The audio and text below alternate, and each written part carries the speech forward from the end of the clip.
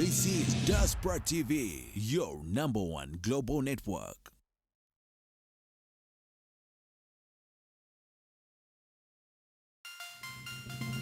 This is Diaspora TV, your #1 global network.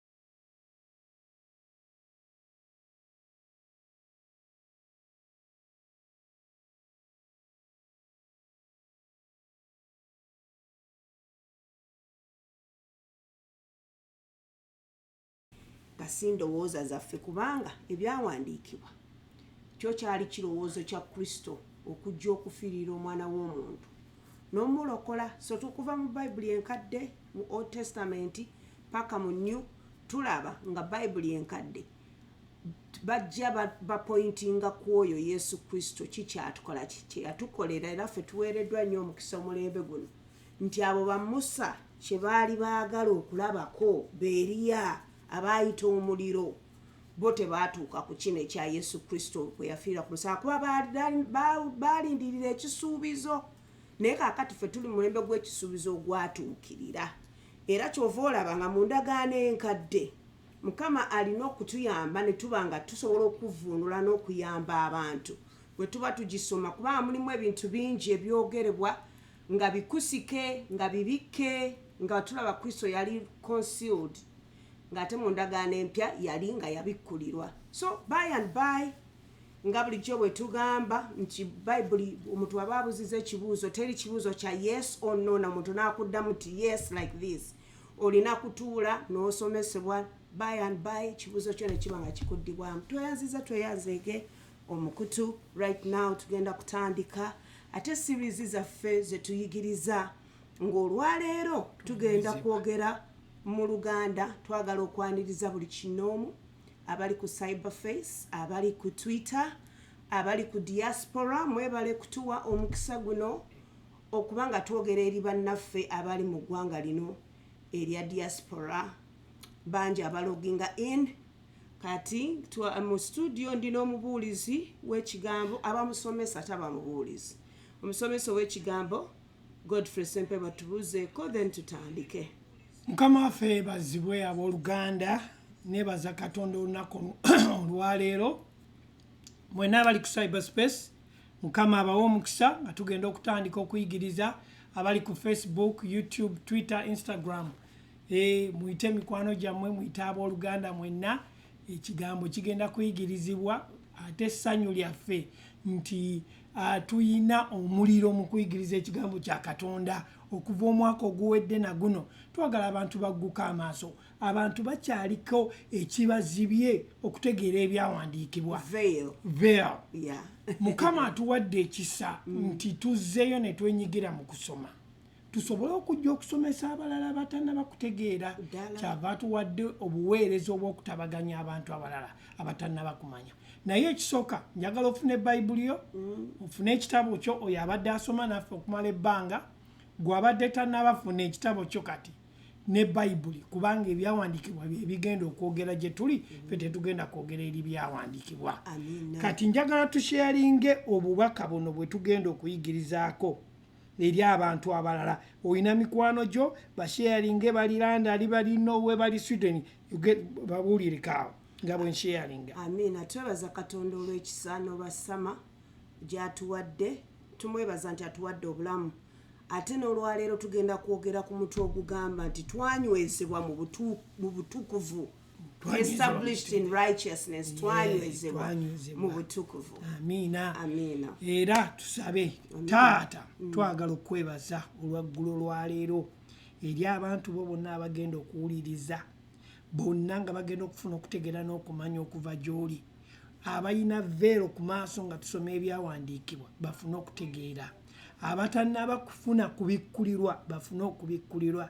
Tukwebaza bonna abasibiddwa mu bintu eby'obulamu n'eby'omwoyo. Mukama osumulula okutegeera kwabwe, wasumulula mu buli kimu. Ekyo ekitali kya bwakatonda kijjibwawo mu Yesu Kristo omwana Katonda omulamu. Era okubikkulirwa kwaffe kuli kuffe olw'olunaku olwaleero nga tusoma ebyawandiikibwa bino. Tukwebaza nti teri kyakulwanyisa kyonna kiwesebwa kinalaba mu kisa gye tuli. Byonna tubisabe nga tuyita mu linnya ly'omwana w'omuyeka Yesu Kristo Mukama waffe, by'omu n'agamba nti amiina. Amiina. Twanywezebwa mu ki? Mu butukuvu. Butukuvu gwe mutwe gwa leero. Yes. Obutukuvu bwe tuwogerako tetubukolerera. Obutukuvu bwe tuwogerako bwatuweebwa buwa. Amiina. Kati kye tugenda okwogerako okunywezebwa. Obutukuvu kye ki? Obutukuvu kwe kuyimirira. Kwe kuyimirira wamu nani? Ne Katonda nga toliiko kutya. Nga toliiko kwesalira musango. Oyimira wakati ne Katonda. Obutuukirivu. Obutuukirivu ya. Obutuukirivu kwe kuyimirira wamu awali Katonda. N'oyimira wamu awali Sitaani. N'oyimira wamu awali abantu nga toyina kutya. Nga toyinaamu kwesalira musango. So kyogezaako okugamba nti obutuukirivu Kristo bwe yatuwa bukuwa ekisa ekyokuyimirira mu maaso g'abalabe bo nga tolina sin conscious. Bukuwa ekisa okuyimirira mu maaso ga Katonda ng'oli mwana nga teweeboolyabyoolya, ng'oyogera n'amaanyi. Teweeboolaboola. Nga toweetya. Yes. Amiina. Yes. Kati bwe butuukirivu bwe twogerako gwe omukkiriza oli mutuukirivu. Amiina. Naye olw'okuba tonnaba kukula mu kutegeera oba mu kusomesebwa mu kutegeera, ogamba bwe bakuyita omutuukirivu ng'ogamba nze siri mutuukirivu, olw'okuba gwe okyalina sin conscious gye tugambye okwesalira omusango. Kati tugenda njagala tugende mu kyawandiikibwa kye tusooka okutunula okulaba, kiri mu Baluumi essuula esooka okuva ku nnyolo 16 paka ku 17. Baluumi essuula esooka olunyiriro 16 lugamba kubanga enjiri tenkwasa nsonyi, kubanga ge maanyi ga Katonda agalokola buli akkiriza okusookera ku Muyudaaya era n'Omuyonaani. olw'17 kubanga mu njiri obutuukirivu bwa Katonda bubikkulibwa obuva mu kukkiriza okutuuka mu kukkiriza nga bwe kyawandiikibwa nti naye omutuukirivu anaabanga mulamu lwa kukkiriza. Kubanga enjiri tenkwasa nsonyi kubanga ge maanyi ga Katonda olw'okulokola buli akkiriza. Obutuukirivu tubufuna lwakukola ki? Lwakukkiriza. Okusookera ddala okuva ku muki? Ku Muyudaaya okutuuka eri Omuyonaani. Era wano ku cyberspace wabaddewo discussion ebaddewo nga boogera ku ndagaano enkadde, engeri Mukama bwe yali yeerondedde abaana ba Isirayiri nga bayagala okwerabisizaamu. Naye kati wano omulembe gwe tulimu ffe abaali abaki? Abannaggwanga. Kati tetukyalina njawulo nabaki? Tetukyali bannaggwanga nate. Otyo n'Abayudaaya kubanga ffenna kati tukkiriza. Atugambye wano nti Katonda olw'okulokola buli akkiriza okusookera dda ku Muyudaaya eri n'Omuyonaani. N'atugamba mu 17 kubanga mwoyo obutuukirivu bwa Katonda bubikkulibwa obuva mu kukkiriza. Kati obutuukirivu buva mu ki?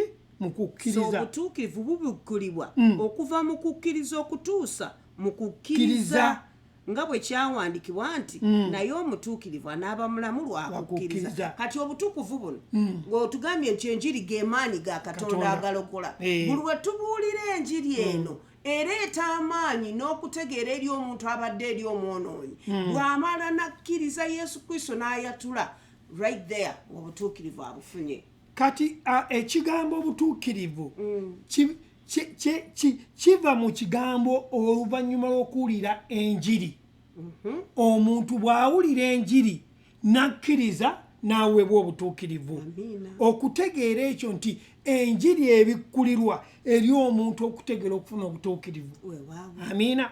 Era bwe tweyongerayo tulaba nti omuntu okufuna obutuukirivu ayina kusooka kuba ng'azaalibwa omulundi ogwokubiri. Nti bw'ozaalibwa omulundi ogwokubiri kitegeeza nti olokodeddwa, okkiriza ekyo, owulidde enjiri kubanga tosobola kulokoka nga towulidde enjiri. Olina kusooka kulokoka. Bw'omala okulokoka n'olyoka oweebwa obutuukirivu. Kitegeeza nti bw'enjiri bw'ogiwulidde n'ogitegeera n'otwala ekyo ky'owulidde n'olyoka okola ki? N'olyoka okkiriza obutuukirivu buno bukuweereddwa naawe. Agambye nti enjiri ge maanyi. Enjiri ge maanyi agakufuula okubeera omutuukirivu. Kubanga enjiri kwe kubikkulira kw'okutegeera obutuukirivu. Bwe tutunuulira ekigambo ekyenjiri kikuleetera okutegeera n'okumanya nti obubaka obw'enjiri obulungi bwajja gy'oli. Yesu yawaayo obulamu bwe ku lwaffe tusobole okuggibwako ebibi byaffe. Kubanga okuweebwa obutuukirivu Yesu yafa ne tulyoka tuggibwako ki? So obutuukirivu no tebwamala kujja buzzi.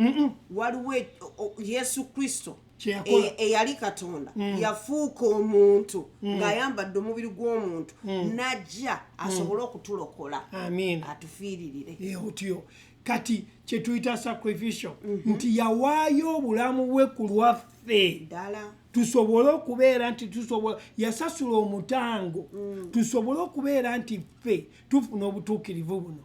Obutuukirivu tebwajja buzzi ne bumala gajja. Tugenda kulaba mu byawandiikibwa nga bwe nabagambye nti tugenda kuleeta ebyawandiikibwa bingi ate ebyawandiikibwa bye bitulaga kiki kye tuli mu Kristo.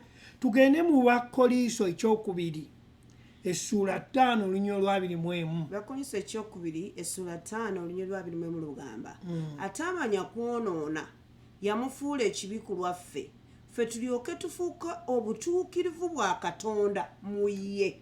Nziriramu atamanya kwonoona yamufuula ekibi ku lwaffe ffe tulyoke tufuuka obutuukirivu bwa Katonda mu ye.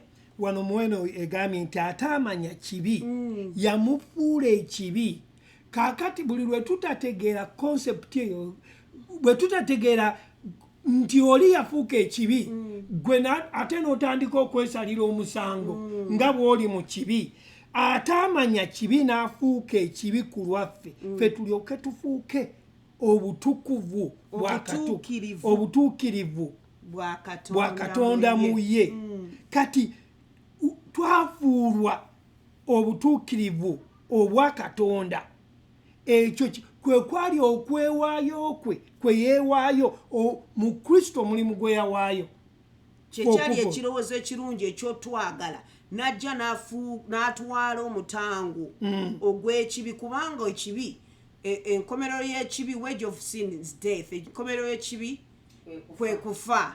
Kati tewali tulaba mu ndagaano enkadde baawangayo bukaamukukulu, baawangayo endiga ensava, ne baawangayo ebisava ebivubuka besobole okugyawo ebibi byabwe.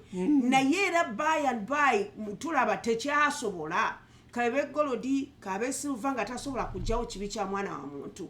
Katonda n'atuula n'agamba nkoze ntyo okununula omwana w'omuntu n'asindika omwana we Yesu Kristo obubwa katonda n'ayambala omubiri ogulinga ogwaffe kubanga ye nga katonda tasobola kuviolatinga nonoze aba kujjanga katonda teri n'omu yandimukkiriza twandidduse buddusi so yalina gumaanyi ge yalina okwambala omubiri ng'ogwaffe asobole okujja okutununula atukomyewo mu maaso ga katonda. Era bw'otunulamu wano mu kino ekyawandiikibwa kigambye nti yeewaayo okwewaayo okwo kwali kukulu nti Yesu Kristo teyalina kibi naye olw'okwagala kwe katonda bw'ayagadde ensi n'okuwaayo si kanisa bw'ayagadde ensi n'okuwaayo n'awaayo omwana we n'ajja nga Sister Suzette bw'agambye nti yali tasobola kuviolatinga lozi ze yateekawo yayambala omubiri bw'ayambala omubiri n'ajja atuggyeko ekibi n'afuuka ekibi ku lwaffe ffe kye twayina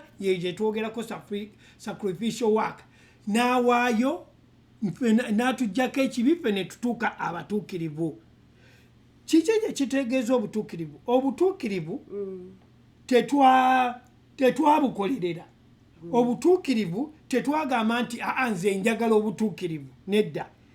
Obutuukirivu omuntu talina nnyo kye yakola oba talina nnyo kyajja kukola yatannalokoka kyayinza kukola okufuna obutuukirivu toyina kyoyinza kukola ku mulimu Kristo gwe yakola tetulina kye twongerako gutuukiriza. Yafa n'aziikibwa n'azuukira era bw'oba nga tonnakkiriza kikwetaagisa ki? Kukkiriza. Ekisawo ekiri eri oyo atannakkiriza nti weetaaga kukkiriza ofune obutuukirivu. Emirundi egisinga tugenda ne tuteekawo obukwakkulizo ku butuukirivu buno. Oli n'agamba nti olina okukola kino, olina okusaba ennyo, wadde okusaba kulungi olina okusiiba ennyo, wadde okusiiba kulungi olina okuwaayo ennyo, wadde okuwaayo kulungi tekusobola kuteeka mu butuukirivu. Ate era waliwo n'abamu abakola obutuukirivu obwabwe okwambala engoye empanvu bika ku mutwe babe nga balabulabi maaso obwo obutuukirivu bubwo obwo nabwo tebusobola si bwe butukuvu Mukama bwe yatuwa kubanga buno Yesu Kristo obutuukirivu bwe yatuwa yatuggyako ekibi n'atuwa obulamu obutagwawo. Waliwo n'obutuukirivu bagamba abakyala temwambala mpale okitegeera ebintu ng'ebyo byonna ebyo byabuliwo naye obutuukirivu kati bwe twogerako obw'okutuggyako ekibi ddala ekyali kitwawukanyiza ne Katonda. Tugende mu Baluumi emu essuula emu okuva ku lunya olusooka paka ku lwokuna. Baluumi essuula emu olunya olusooka.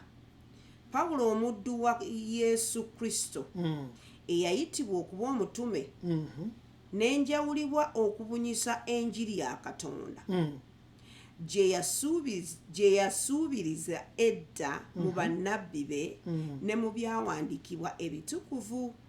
Enjiri ekwata ku mwana we eyazaalibwa mu zzadde lya Dawudi mu mubiri eyalagisibwa okuba omwana wa Katonda mu maanyi ne mu mwoyo gw'obutukuvu n'olw'okuzuukira kwe mu bafu Yesu Kristo Mukama waffe. Pawulo omuddu wa Katonda wa Yesu Kristo eyayitibwa okuba omutume eyayawulibwa olw'enjiri ya Katonda.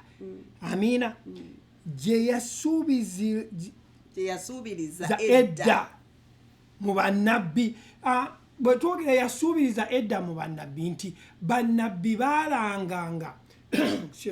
baalanganga okujja kwa Kristo era nga bwe tubadde tujja tuyigiriza nti endagaano enkadde yali mu kusike mu ndagaano empya alabisiddwa abikuliddwa alabisiddwa gye tuli. Kati wano Pawulo ayongera okutugamba ng'annyonnyola nti ebigambo byogera ku mwana we eyazaalibwa kati twogera ku kyaggwa eyazaalibwa omuzadde erinnya lye Dawudi mu mubiri eyalagibwa okuba omwana wa Katonda.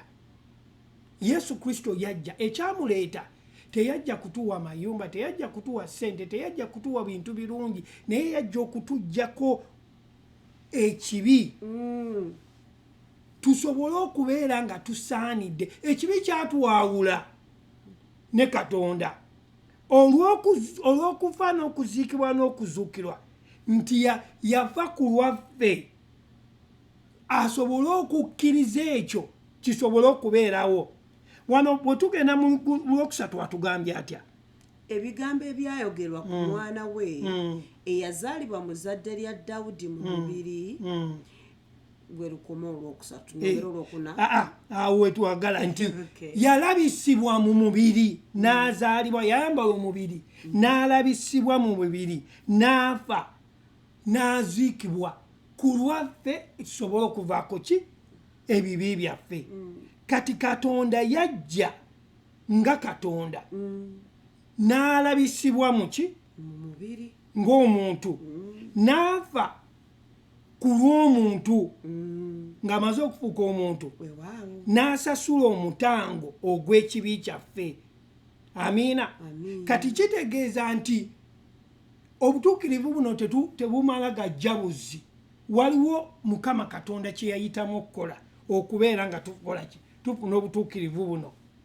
Kakitegeeza omuntu talina, bwe twogera nti omuntu talina kyalina kukola, abantu bakifuna bulala. Balowooza nti oba tulinga abawa layisinsi, era nejjo twakyogeddeko olukusa omuntu okubeera nti oba ye abeera bubeezaawo talina kyakkola. Naye kiraga nti Mukama Katonda yamala dda okuwaayo omutango ku bikwatagana n'ebyomwoyo. Okwongereza kwekyo okukyongerezaako kukiggumiza. Kristo ye Katonda eyayambala omubiri. Kristo ye Katonda eyayambala omubiri eyajja okusasulira ekibi ky'omuntu.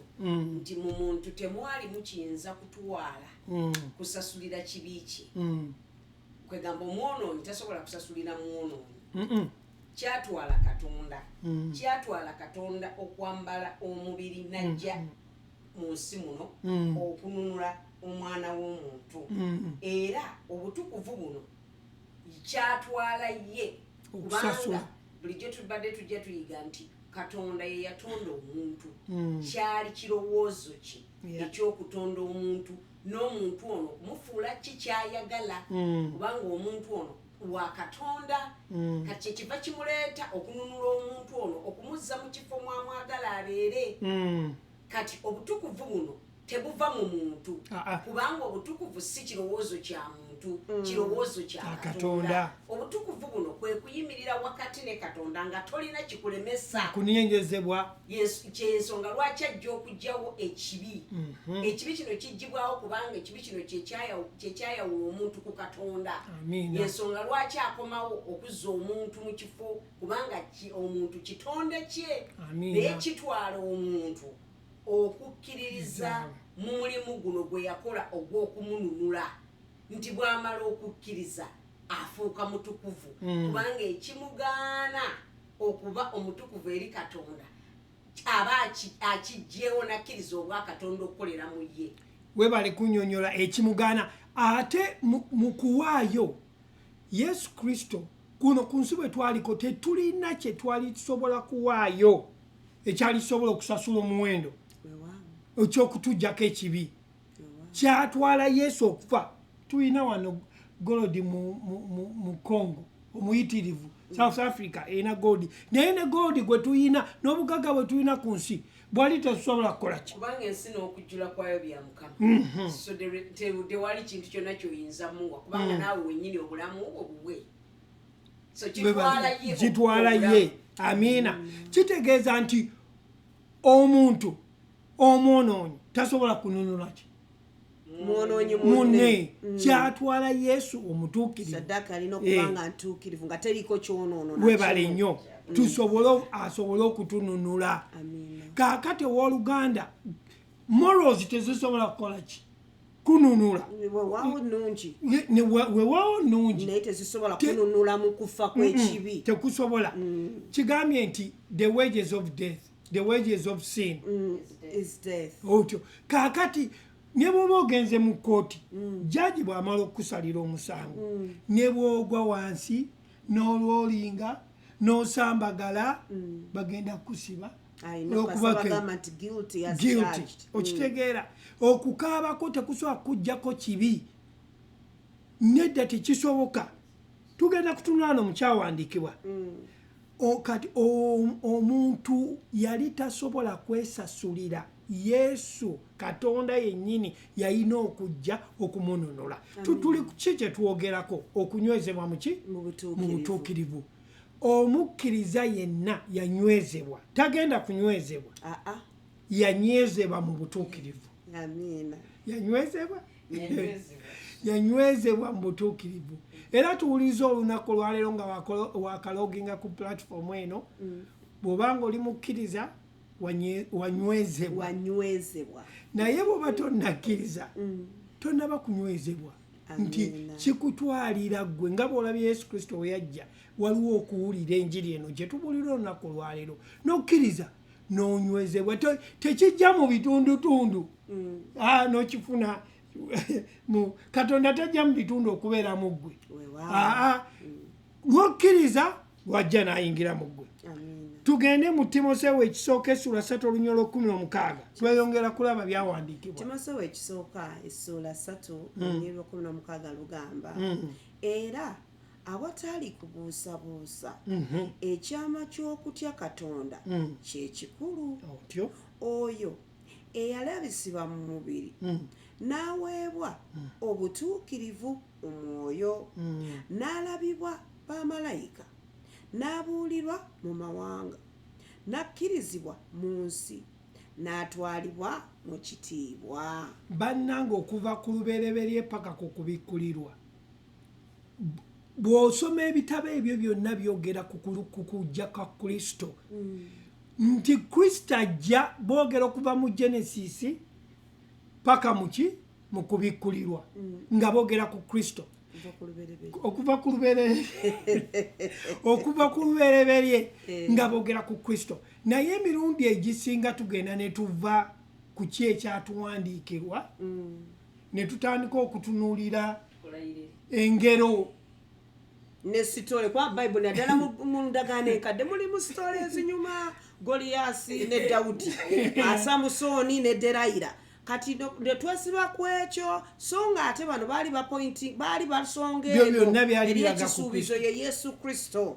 Yetulaga kwafenna gye tuvudde, buli omu abaako ne gye nvuddewa. Fenna tulina gye tuvudde okutuuka we tutuuse. N'abawandiika Bayibuli baali batulaga obwa Katonda. Okuva ku lubereberye batulaga ekirowoozo kya Katonda ekyo ekiri mu Kristo. Kubanga Kristo ono Yesu yayambala omubiri. Kati etulaga ekirowoozo kya Katonda, engeri gye yatonda omuntu n'agwa n'asalawo okutambula olugendo olw'okumununula.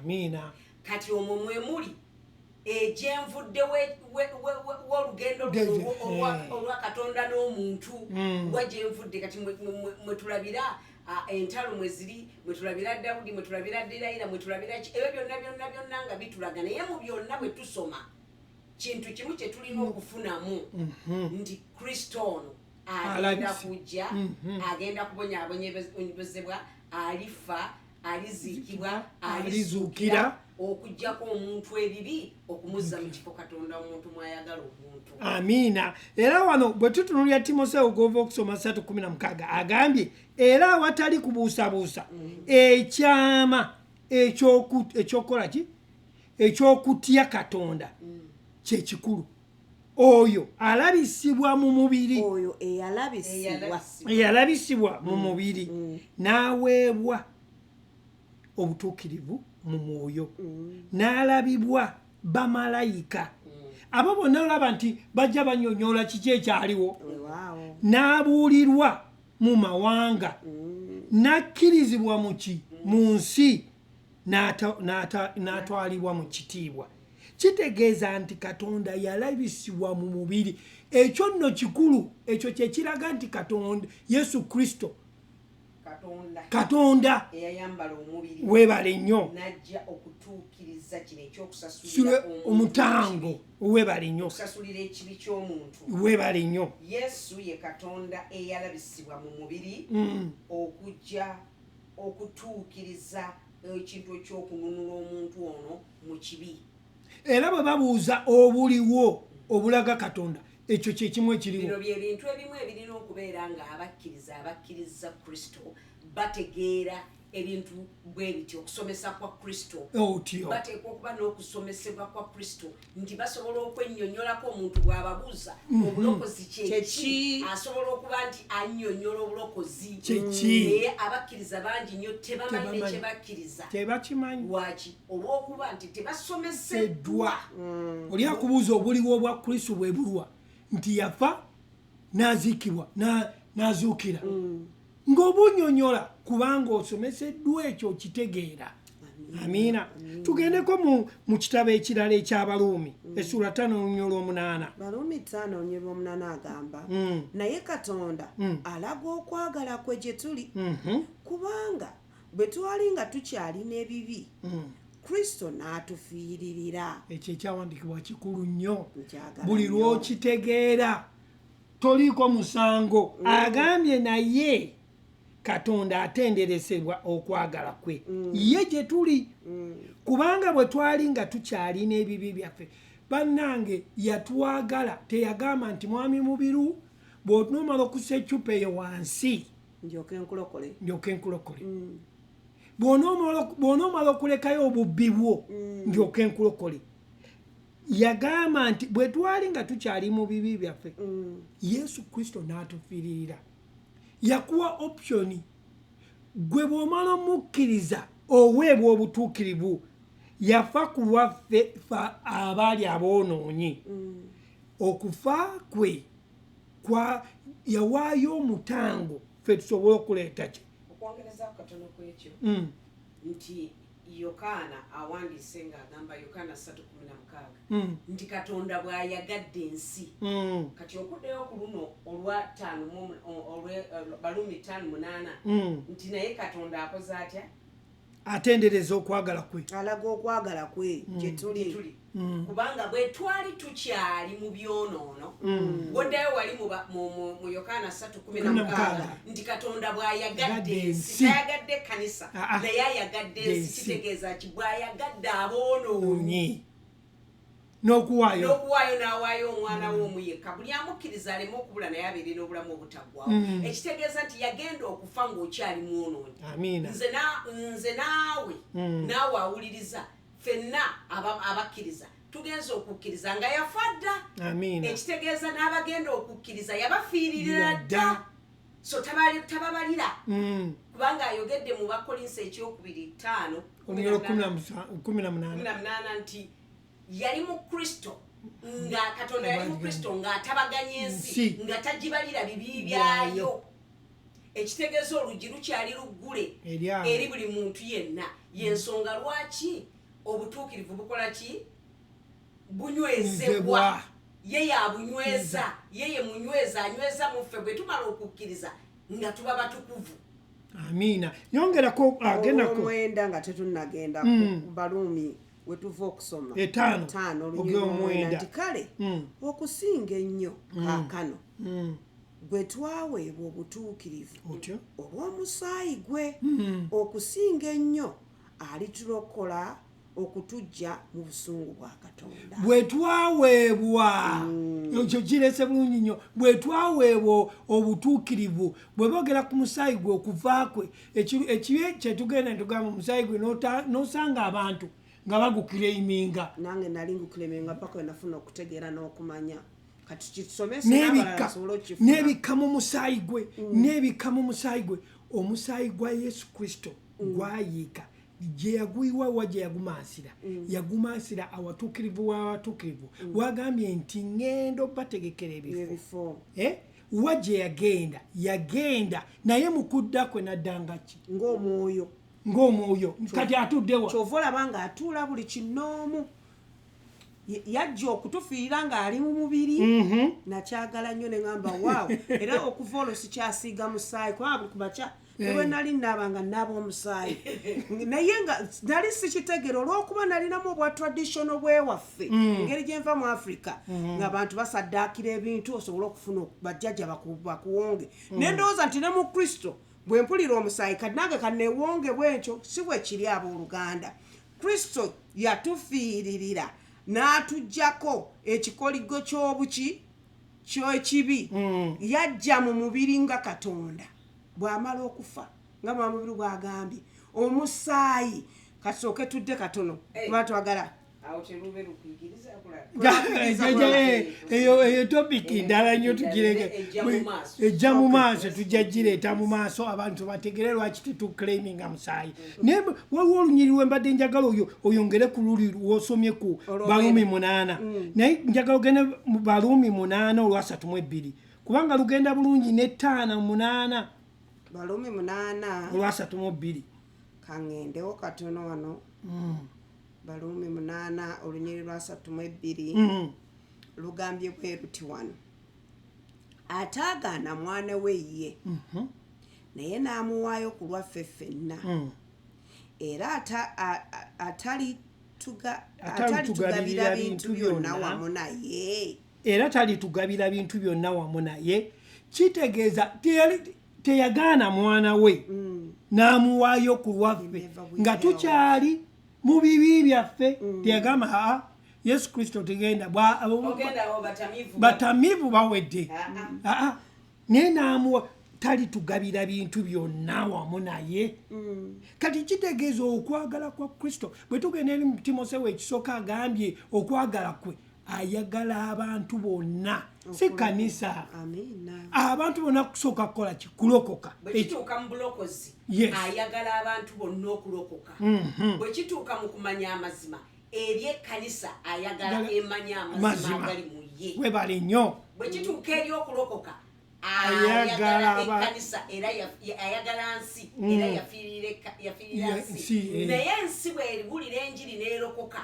efuuka ekkanisa bw'efuuka ekkanisa etandika okumanya amazima kyaga abantu bange babuze Oseya 4:6 babuze olw'obutamanya kyava tugamba nti tulina okufuna okutegeera mu Kristo era bwe tweyongerayo tulaba nti Yesu Kristo yafa n'alabisibwa kati mu mulembe guno gwe tulimu Katonda alaga okwagala kwe naye tosobola kutegeera kwagala kwa Katonda nga tofunye kutegeera tosobola kumanya kyava gamba bwe tumala okulokoka n'ojja mu kkanisa n'otandika okusomesebwa okutegeera omuntu oyo gwe wakola ki kiringa nti nakufumbe wali tonnaba kuŋŋamba nti onneetaaga nali sikumanyi naye bwe waŋŋamba onneetaaga n'otwala step of faith nompasa kati nkutegeera kubanga waliwo enkolagana wakati wange naawe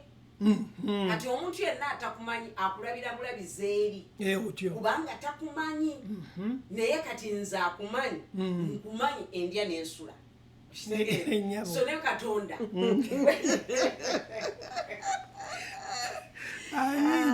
naffe obekiwe kitukwanidde okubanga tufuna enkolagana ne Katonda waffe nti bw'olokoka totula butuuzi mu kyaki n'obugumya katebe ng'ababulizamu bwe bagamba weetaaga okutuula wansi w'abasomesa abakusomesa okufuna okutegeera mu ki kye wakkiriza n'ofuna enkolagana eyo ne Katonda wo kati ekitegeeza nti Katonda yajja eri omuntu ng'omuntu talina kyasobola nakukola nga tamumanyi namumanya n'ayagala amumanye kyekyolaba mu ndagaano enkadde luli twayigiriza nti bwe tulaba endagaano enkadde eyo relationship ku nkolagana eyaliwo mu bakkiriza mu bantu ab'endagaano enkadde enkolagana gye yaliwo ne Katonda engeri gye bamumanyamu engeri gye yakolagananga nabo mu mulembe ogwo bwe tujja mu ndagaano empya genda maaso bwe tujja mu ndagaano empya olw'okuba azze n'ayambala omubiri azze okutulaga azze okutununula azze okutulaga kyekyobwa Katonda bwe kiri nga twambadde omubiri bw'amaze okufa n'okuziikibwa n'okuzuukira ate awo waliwo enkolagana esukka ku nkolagana eri webale nnyo okukozesa ekigambo ekyo esukka lwaki esukka kubanga amaze okutabaganya omuntu okumujja mu kibi okumuzza mu Katonda wa mwagala amina kiringa omuntu bwe tunanyiiga nze naawe ne tutabuka bwe tutabuka tubaawo ekitwawukanye tumala akaseera nga tomanyi binkwatako nange binkwatako but ekiseera bwe kituuka nti twagala ku reconciling oba kutabagana wabeerawo ekibeerawo ekituusawo kati bwe tumala okuddawo tetutunuulira nkolagana eri oba tutunuulira enkolagana eno kiyitirivu. Wow. Kakati tugenda kutunuulira wano ekyawandiikibwa ekirala kiri mu Isaaya essula 59 olunya olusooka n'olwokubiri alangirira. Isaaya essula 59 olunyiriri olusooka n'olwokubiri olusooka lugamba bwe luti laba omukono gwa Mukama teguyimpawadde n'okuyinza ne gutayinza kulokola so n'okutu kwe tekumugadde n'okuyinza ne kutayinza kuwulira naye obutali butuukirivu bwammwe bwe bwamwawudde mmwe ne Katonda wammwe n'ebibi byammwe bye bimukwesezza amaaso n'atayagala kuwulira. Kati Katonda si ye yatweyawulako naye olw'okuba yatuwa endagiriro ze tulina okugenderako ne tuzigaana olwo ekibi kiyingira. Bwe kimala okuyingira kyekyatwawula ku Katonda. Bwe yawa Adamu kubanga ffenna tuva mu system katugee system ya Adamu kiringa olulala twawako example nti bwe tulaba obukulembeze tulaba omukulembeze akulembera naye tulaba system ye bw'avaawo buli we tujuliza system eyo kati twalaba system ya Obama bwe yajja mu bukulembeze ne tulaba Trump yajja mu bukulembeze kati tuli mu bukulembeze bwa Biden buli ajja aba ne system engeri gyekolamu kati bwe tuba twogera nti abali ku mulembe gw'Obama abali mu system ku mulembe gw'Obama bakola bwe bati yensonga lwaki tuli wano olwaleero olw'ekyo kye baakola ekirungi oba kye baakola ekibi kati ne mukulubereberye Katonda bwe yatonda Adam is the system y'omuntu kati Adam bw'atatuukiriza Katonda kye yamugamba kati Adam n'aleeta system ey'okujeemera Katonda kati buli ajeema abeera mu system ya Adam buli ajeemera Katonda abeera mu system ya Adam. Amiina. Kati ekibi kye kyatwawukanya nani ne Katonda era ekibi bwe kitwawukanya ne Katonda kati mujjukire nti lubereberyemu n'ebbiri enkolagana yaliwo nnungi nnyo ne Katonda nga tannaba kwonoona naye bwe tujja mu ssatu agudde naye tekyajjawo Katonda pulaani gye yayina n'okwagala kwe n'atandika okututambuza olugendo okuzza enkolagana mukyambiru gy'ayogeddeko tusobole okubeera naye wano ekitwawukanya kibi kati amaze okusasula omuwendo gw'ekibi ajjewo ekibi eri eyo omukkiriza kati bw'ajjawo ekibi tutambika okutambula olugendo ng'abakkiriza ng'abatalina kibi genda mu maaso kanyongereko bwe tuddayo okusoma agambye nti laba omukono gwa Mukama teguyimpa wadde n'okuyinza tekutayinza kulokola n'okutukwe tekuggadde n'okuyinza ne kutayinza kuwulira naye obutali butuukirivu bwammwe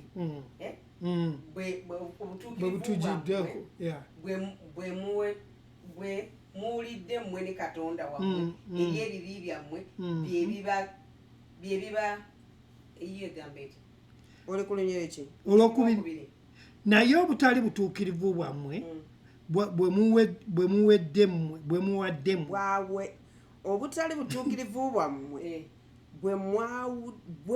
bwawudde mmwe ne Katonda wammwe Katonda tatulekanga okuva olubereberye newankubadde Adamu yamisinga mmaako ba teyatuukiriza ki Katonda kye yamugamba n'aleeta sisitimu eyo ey'obutatambulira mu nkola ya Katonda ekyo tekyajjawo kwagala kwa Katonda ate era ekyo already Katonda yalina plan y'okununula omuntu. Amiina. Kati ekyo tekimugjeeko omukono gwe teguyimpadde n'okutuuka tekuggadde nti tekusobola kulokola wabula obutali butuukirivu fefe ennyini okuyita mu system ya Adamu bwe bwatuleetera okuba nti twayawukana n'enkola ya Katonda so katonda ayagadde omuntu era amwagala era akyamwagala. kyova olaba yamubuuza Adamu, where are you? Adamu nga tali mu mikono mu kifo kyayimu. Kati Adamu ate yali yeeyongerayo naye olw'ekibi ekyo ekyaliwo. Amiina. Tweyongera okulaba abatuwuliriza olunaku olwaleero twagala okutunuulira okunywezebwa kw'obutuukirivu kuno kwe tuyina kujja bukutya. Era omuntu akutegeera atya? Okutegeera ng'oyise mu okusoma ebyawandiikibwa kiba kitegeeza nti waliwo okutwala ekiseera okusoma ebyawandiikibwa n'obitegeera nti ekibi kyajja olw'omuntu okwonoona. Omuntu yayonoona, ekibi ne kitwawula ku Katonda. Ekyo ne kitujjako kye bayita obulamu obutaggwaawo. Amiina. Nti omuntu bw'oba okyali mu kibi newankubadde oli mulamu oba muki obeera mufu. Kristo tali mu ggwe. Anyongerezeko nti ekibi kyatuleetera okwawukana ne Katonda. Okwonoona kwaffe kwe kwatuleetera, si Katonda yeyawukana naffe naye ekibi kyekyaleeta. Kati Katonda ono ataggadde kutu era atayimpawadde mukono, kyava agolola omukono gwe okununula omuntu ono agudde. Agwiriddewa okuva mu lubereberye. Agudde. Era tulaba omuntu ono adduka mu maaso ga Katonda. Era tumulaba nga yeekweka. Mukama amubuuza nti Adamu oli ludda wa? So omuntu yadduka Katonda ye ataddewo omukono gwe okununula omuntu. Naye nga tulaba omuntu yakola ki? Yadduka. Era ekibi kino kyekyawula omuntu ne Katonda. Era kyekireeta okufa okw'olubeerera. Kubanga omuntu afa mu mwoyo n'aba nti afiiridde ddala. Omuntu afa mu mwoyo n'aba nga afiiridde ddala newankubadde otambula. Kwa ebyandikwa bitutegeezezza nti atalina mwana talina bulamu. So kitegeeza bw'oba nga tokkirizanga Kristo tolina bulamu newankubadde ng'otambula. Era ekyo kyekyaliwo ku Adamu ti newankubadde Katonda wabaawo okwawukana kati yasigala mulamu buno naye nga omwoyo oli amugattaganya ne Katonda oyo mufu. So naye life abakkiriza tulina okukimanya nti bwe twakkiriza Kristo obulamu bwa Katonda buli muffe. Ensonga lwaki tunywezebwa mu butuukirivu. Amiina. Tugenda kweyongerayo abali abakajja ku mukutu gwaffe twogera ku kigambo okunywezebwa mu butuukirivu. Omukkiriza yenna yanywezebwa mu butuukirivu, tagenda kunywezebwa newankubadde wakyaliwo ogamba nti ogamba otya nti wanywezebwa mu butuukirivu ng'ate nkya ojjo wabbye n'olina okuwa. Ekyo si kye kituweesa obutuukirivu. Okubba okwenda n'oki si kye kituweesa obutuukirivu.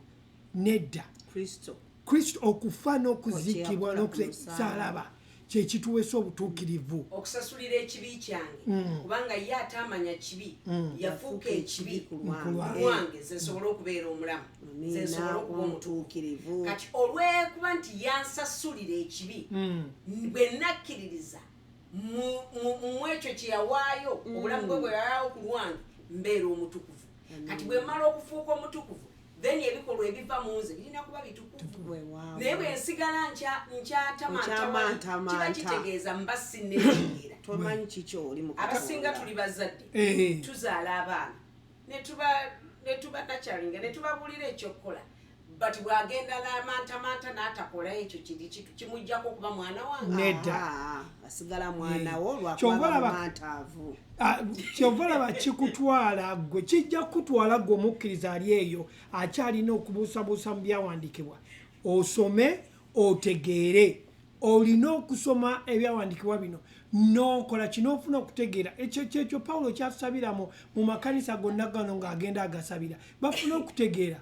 Okwogereza kwekyo abantu abawutuuliriza bayinza okugamba bano nabo naye ekyetuliko kwe kuyiga iwe bali nnyo oyagala okuba omuwanguzi oyagala okuwangula mu buli area y'obulamu bwo kkiriza osomesebwe otegeera obwakatonda ekyo tekijjaawo challenges mu nsi naye ate omanya engeri y'okuwangula mu buli mbeera ebeekulungi waliwo problem kati eriwo ogenda n'ogamba omuntu gwe wazzeeyo n'osoma n'agamba ate abasumba bonna boogera kino abasumba bonna bwe baba boogera ekyo bayibuli eyogera ki twagala bayibuli eyogera kituli bonna bayinza okuba nga boogera ekyo so si experiences zaffe manga bino bye byawandiikibwa ebitulaga obwakatonda ebitulaga character ya katonda okwagala kwa katonda n'obulungi bwe amiina ekibi ekibaddewo emyaka 10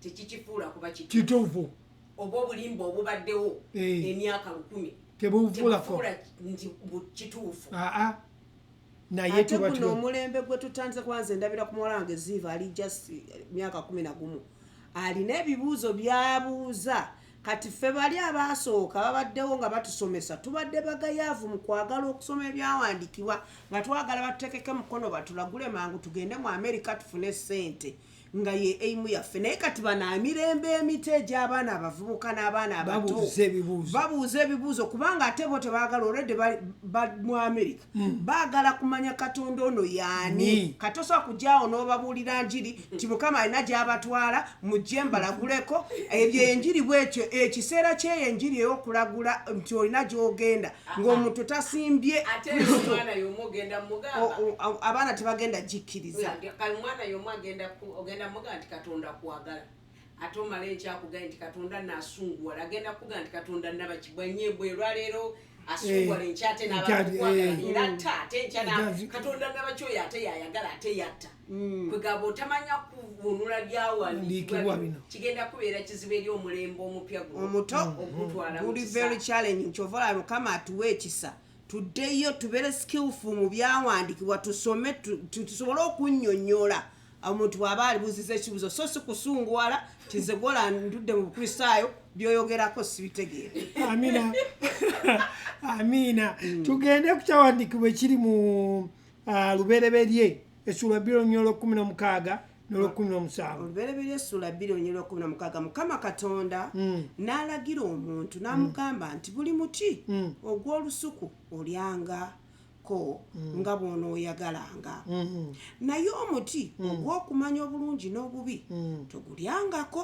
kubanga olunaku lw'oligulyako lw'olifa buli muki mukama katonda n'alagira omuntu n'amugamba nti buli muti ogw'omu lusuku olyangako okumanya mukama katonda yali atwagala nnyo abooluganda batuwuliriza yatulagana ki ekyokukola naye olw'okuba obujeemu bwe twali tuyigiriza ku kigambo ekyo twagamba nti we missed the mark nti olw'okuba twali tutunudde walala oba olw'okuba tetwawuliriza bigambo mukama bye yali ayogera ne tumisinga kiki kye yali atugamba kubanga kristo yaliwaawo era kyovola bayibuli egamba nti ku lubereberye yaliwo n'atugamba nti tulye ku muti ogw'obulaki Adamu sinze naye Adamu n'amisinga Mark naye olaba nti okwagala kwe kulabisibwa era okwongereza kwawo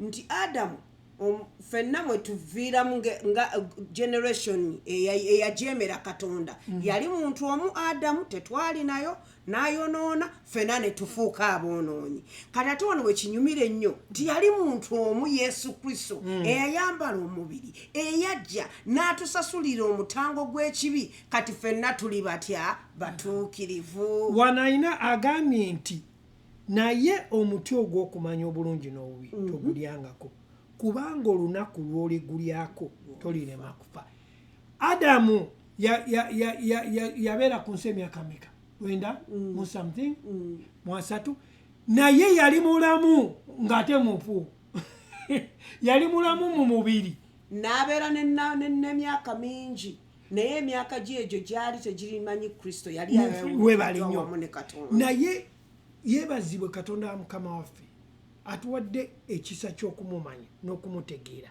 nti kati mu mulembe guno gwe tulimu twakkiriza Kristo tuli balamu internally mu mwoyo mirembe n'emirembe naye wali agambye nti olunaku lw'olirya tolirema kufa yafa emyaka egyo gyonna ng'atambula naye nga mufu n'abantu abamu bafu kati wadde batambula Pawulo bw'agamba nti emirambo egitambula okitegeera bafu kubanga okufa kutujjako kutwawukanya naani ne Katonda okw'omumwoyo kutwawukanya ne Katonda oyinza okuba ng'olina ebintu ng'ogwo wenyumiriza mu bintu by'olina naye byabulamu butagwawo ng'oli mufu mu mwoyo ng'ate kyekisinga obukulu mu bulamu buno webale nnyo naye Yesu Kristo taggwawo agambye nti tolyanga ku muti ogwo gw'okumanya obulungi n'obubi lw'oligulya tolirema kufa bwe yali omuti ogwo Adamu teyafa mu kufa kuno okw'obuliwo naye yafa omwoyo gwe gwayawukana wamu n'omwoyo wa Katonda kati nga tebakyali mu nkolagana wamu n'ayawukana ekyo tekyajjawo okubeerawo kwa Adamu kubeera mu nsi emyaka gyonna gye yakola ki gyeyamalawo naye yali eyafa mufu mu mwoyo kati bwe tugamba okufa kwa mwoyo omwoyo wa Katonda tatuula mu ggwe naye bwe tumala okukkiriza omwoyo wa Katonda abeera mu ffe y'ensonga lwaki tuli tusimbibwa mu butukuvu ekitulaga nti Katonda ali wamu naffe ye mwoyo we ye mwoyo wo yatuweebwa yakakasa obulokozi bwaffe yakakasa nti tulina obulamu bubeerera nti ne bwe tufa mu bulamu mu mubiri guno tugenda kubeerawo mirembe na mirembe amiina kitegeeza nti omusajja ono Adamu newankubadde nga yali amaze okufa yadduka n'abeera nga kati kitegeeza nti omuntu abeera ali wala ne Katonda bw'aba tannamutegeera naye tekijjaawo kwagala kwa Katonda era omuntu oyo kubanga era Katonda yanunula omuntu Katonda bw'ayagadde ensi n'okuwaayo n'awaayo ekitegeeza Katonda ye yatwagala y'ensonga lwaki obutukuvu buno tebuva gye tuli amiina tunywezebwa mu butukuvu okuyigirizibwa kw'olwaleero yes ekitegeeza nti amaanyi ga sitaani gali mu kwawukana anti ekibi awo sitaani oba omuwadde amaanyi wewala okuva ku maaso ga Katonda ayawula omuntu ne Katonda amiina naye kakati omuntu eri amaze okukkiriza oba buli lw'okkiriza Yesu Kristo oba okomyewo ne Katonda aba atugasse amaanyi ga Katonda we gali awo amiina omuntu bw'ayawukana ne Katonda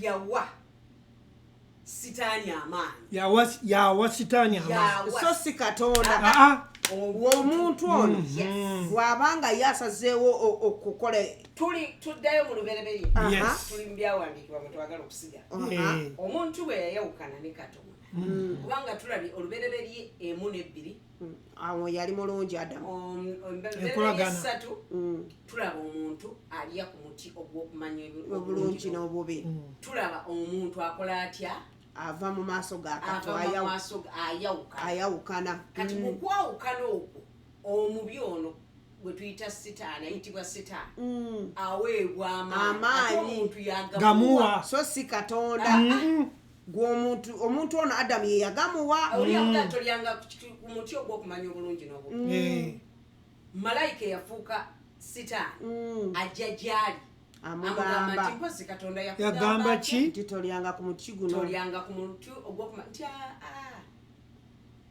nti tekirina makulu gwerya kubanga yali tayagala omanye kyeyakutonda tayagala omanye wabula gwe outsider gweyagala mmanye okitegeera so kati awo kwe kuwa sitaani amaanyi era ekyo kiva ku kwawukana kiringa abantu bano bulijjo baawukana ne babeera nga be baawukanye nabo balina abalabe kati eminiti lwayawukana naawe ofuuka mulabe ng'ofuuka mulabe ng'agenda anoonyayo bali abatakola abatakwagala basobole okukuba bulungi dasa ukivaawe tukiraba ku lubereberye kubereberye wekitandikira tulaba obubi bwa gye bukola gye butandikira ate era tulaba nti katonda asigadde atuwagala kubanga atununula n'atunyweza mu butukuvu nga tugenda okumaliriza tugenda kusoma ekyawandiikibwa kimu tuggalewo olunaku olwaleero naye tubadde twogera okunywezebwa mu butuukirivu onywezebwa otya ate n'otegeera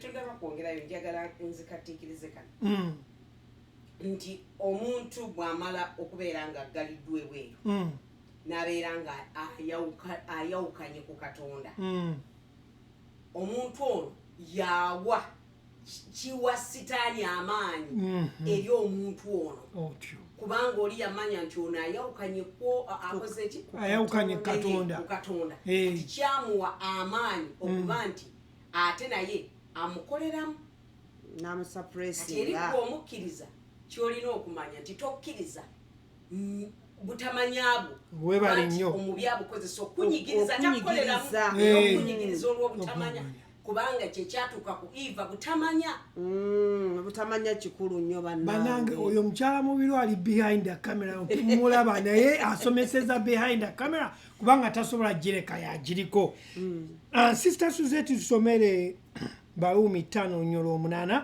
tumalirize Balumi 5:8 nga tumaliriza lugamba naye Katonda alaga okwagala kwe gye tuli kubanga bwe twalinga tukyali n'ebibi Kristo n'atufiiririra Katonda akyalaga okwagala kwe gye tuli oluggi lukyali luggule omuntu yenna atannaba kumanya Katonda oluggi lukyali luggule naye Mukama Katonda tagenda kuddayo ku musalaba agambe sister Suzette katutonalokoka akamala okufiiririra nate bino betwogerako omulimu gwaggwa luli twayogera ku mulimu ogutaggwa ku mulimu ogugenda mu maaso n'omulimu oguliwo ogwaggwa omulimu ogwaggwa gwe gwa Yesu yafa n'aziikibwa n'alokola omuntu ogwo gwaggwa naye omulimu ogutaggwa gwe guno gwe tuliko nga tusomesebwa tusomesa gwe yatulekera atugambye mu Maako 16 tugende Matayo 28 atuwadde tugende tubuulire enjiri amawanga gonna bamanye Kristo gwe mulimu gwatuwadde abooluganda tegunaggwa naawe bwe tumala okubuulira gendako ebuwalabu gendako eChina amiina twagala okwebaza Katonda olunaku olwaleero olw'ekisa kyatuwadde obadde okyalina kyoyagala okuggalawo nakyo ne mukyala mubiru okyalina kyoyagala okuggalawo nakyo tubeebaza mwebale kwefiriza budde kujja kuloginga naye njagala bw'oba tonna subscribing kuba bwe tunajjanga okajjanga kupopinga ngogamba batica bazze owulire ekigambo okusomesebwa kikulu nnyo nze nkitegedde kati nga maze okuddayo kusoma neŋŋamba emyaka gyonna gye maze 62 sinaba kubeerako kutegeera Katonda naye yeebazibwe Katonda Mukama waffe kyova olaba kano akatalekeka buli lwowulira nga omuntu asomesa Bayibuli kubanga tulina abasomesa bangi oba tokitegedde toggalawo omutima gwo wuliriza ddayo kuba Bayibuli tugirina ddayo osome okwendalinga oba totegedde oddemu obuuze n'abakulembeze bo b'otula wansi eri omukkiriza amaze okutegeera amaze okulokolebwa bw'amala okuwulira bw'awulira enjiri gy'abadde tawulira taggalawo continuing nga ogenda okola ki owuliriza olemega nti kati nze mmanyi kino okusoma okuyiga kwa Katonda tekukoma n'abayiga bayiga abakyayiga buli kinoomu ayiga paka lwe tuliva mu bulamu buno nga tukola ki nga tuyiga so kati omukkiriza yenna ateekwa okuba nti agulawo omutima gwe okwagala okuyiga unless nga toli mukkiriza naye bw'oba oli mukkiriza mu Kristo Okay, sister, taata tukwebaza olw'olunaku olwaleero tukwebaza olw'ekirabo kyewatuwa eky'obulamu obutaggwaawo nga kirungi fe okuyitibwa abatuukirivu otugambye nti twali boonoonyi nga tufiiridde mu bibi byaffe gw'atamanya kibi n'ojja n'olyoka otukola otya otulongosa ne tuyitibwa abatuukirivu weebale ayi taata olw'ekirabo ekyo kye watuwa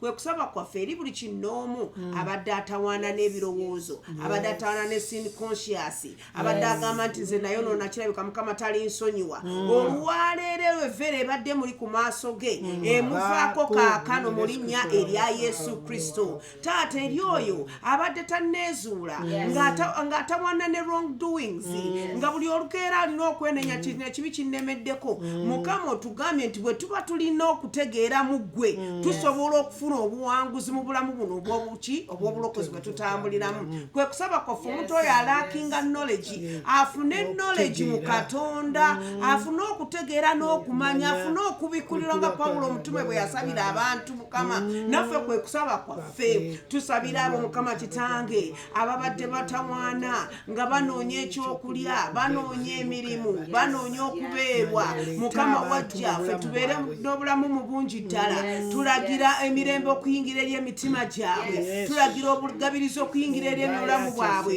tulagira mukama kitange ekisa ky'okumaamira eri emitima gyabwe abo ababadde bafunye high blood pressure abalina sukaali abalina chronic disease emigojo gye gituwonya tulagira okuwonyezebwa kaakano tulangirira okuwonyezebwa oli omukyalo oyo ali ku kitanda tulangirira okuwonyezebwa eri omukyalo oyo ali ku chemotherapy tulangirira okuwonyezebwa eri oyo alina chronic diseases mukama otuwa obulamu obutaggwaawo obulamu obutaggwaawo bubeera mu ffe endwadde teziyimirira obulamu obutaggwaawo bubeera mu ffe embeera tezisobola kubeerawo mukama tukwebaza nti ekisa kyo kimala tukwebaza nti osisinkana abantu abo bonna gye bali mukama weebale ayi yesu gwe katonda ataggwaawo tukwebaza tukusiima tukusuuta mu linnya lyo tusabye amiina amiina amiina and remember Jesus Christ is still in full control.